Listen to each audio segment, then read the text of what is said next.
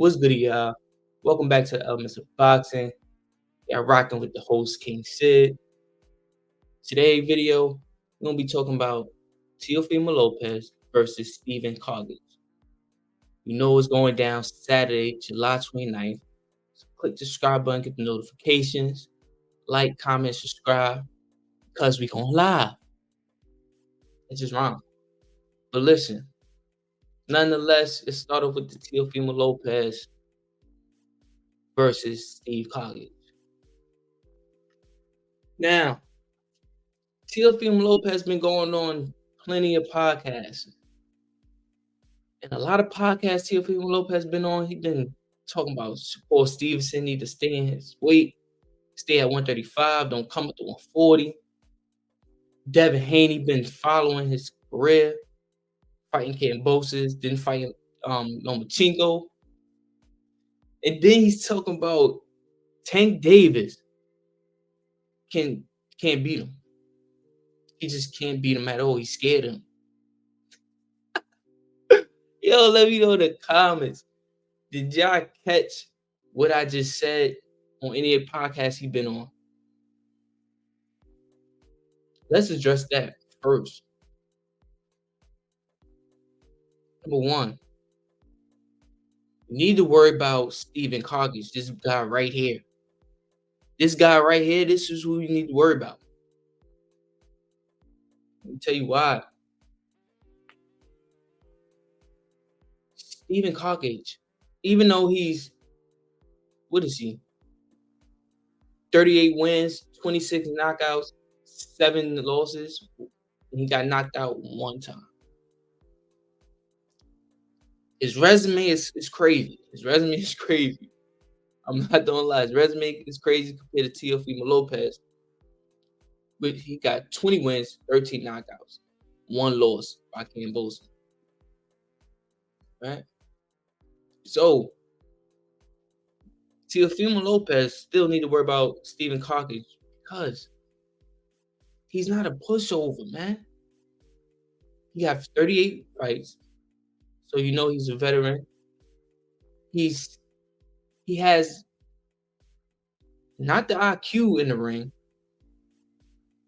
but he has the history. He has the advantage being in the ring 38 times. And his attributes, he keep his hands up like a high guard. He keep his hands up high guard. He a pressure fighter. See what they train. See how they training. Stephen Claggett, yes, you see them combos. That's when he get close to you. Like I say, keep his hands up, keep the high guard, pressure you, throw the jab, and when he feel like he close the distance, he's gonna let off them combos from the body to the hip, to the face. He a good accurate puncher as well. He like to walk down his opponent. He like to walk down his opponent. Stephen Claggett also not gonna fight at Teofimo Lopez pace, which Teofimo Lopez need to do is move in and out. See how he fighting right now? See how he training? He need to be in and out. But Stephen Claggett need to stay his ground. Don't reset and just keep hunting him down, cutting off the ring, closing distances, and letting off. Let's see if Stephen Claggett can do that. He gonna fight at his own pace. You're not gonna get him to do anything else. He gonna fight at his own pace. So he a solid fighter. He a solid fighter for Teofimo Lopez. Look at Teofimo Lopez. For a guy to beat Stephen Claggett, you have to have fast skills to get in and out. In and out. You want to in and out. Use the angles. You see, use angles and punch with him. You want to punch with Stephen Claggett to let him know that you got power too. You ready to bang at certain time. But keep the in and out angles like you're doing right now. Ahead. And see if he execute though. Let's see if he execute. Let me know in the comments who y'all got, Teofimo Lopez or Stephen Claggett. I know all y'all probably gonna say Teofimo Lopez, but better question is Teofimo Lopez gonna be? Is he gonna get a highlight in this fight? That's what he really need. He's calling out Shakur Stevenson, Devin Haney, and Gervonta Davis. He's looking for a big payday, right? Let's not forget he took a huge loss against Cambosa. Come back, didn't get a highlight, got a decision. Let me get some water.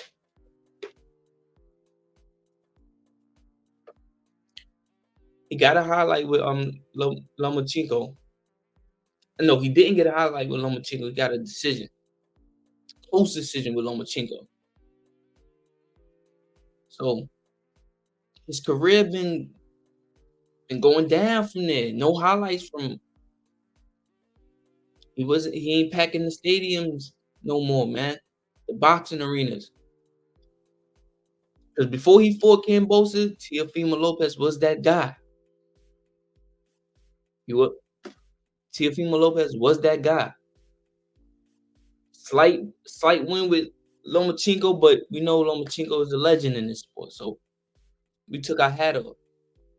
After he fought Cambosa, then got dropped, he ain't put on no highlights.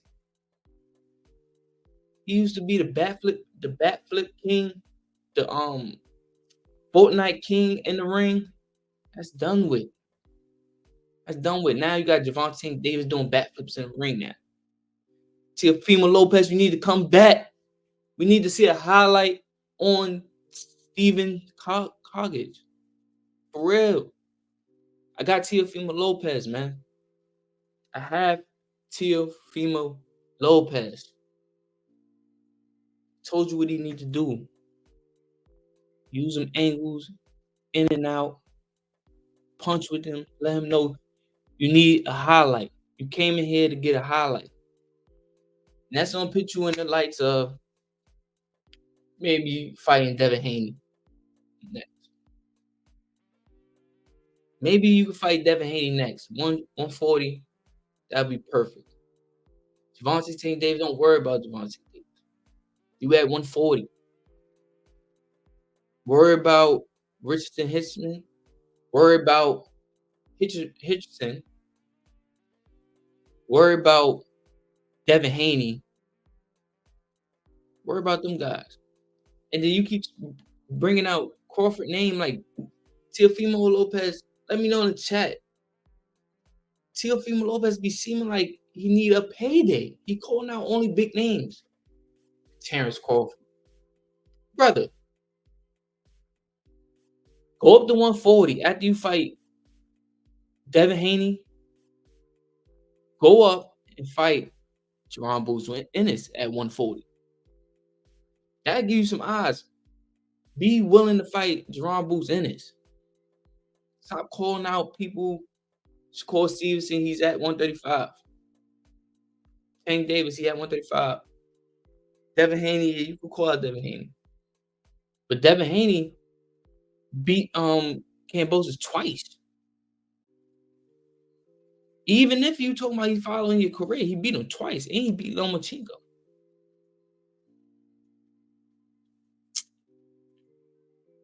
Yo, let me. Saturday is going down. Stephen Claggett is not a pushover. This is a tough fight for Teofimo Lopez. So even if he wins, it's like, all right, Teofimo, you won, but no highlight. You ain't getting the crowd to come in. So we don't have to give you another fighter like Stephen Claggett. Until you prove yourself, man. Until you prove yourself. Let me know what y'all think about Teofimo Lopez's career, man.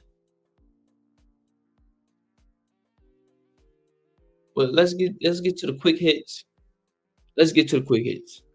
So previous video, we talked about Shakur Stevenson leaving, right?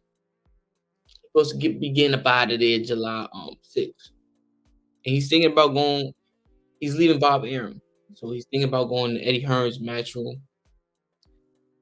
But Eddie Hearn's put out that he got he got it set up for Shakur Stevenson. Andy Cruz, Jack Catterall, Subiru Matisse, and Richardson Hitchison. That's for Shakur if he goes to match him. That means Shakur is not gonna be staying at 135 if he goes to match him because only Andy Cruz is at 135, so he's gonna face off him and then move up to 140, and he got a good lineup for him. So look forward for Shakur to be moving up to 140 fast. That means he probably ain't gonna get the chance to fight Javante Tate Davis as fast or as soon as everybody want him to, but we might see that fight at 140. Because if he signed, he got a whole lineup. And I believe he can knock some of these. These gonna be some tough fights. That's gonna grow his crowd, get him a little core fan base, and then he'll be ready. He'll be ready.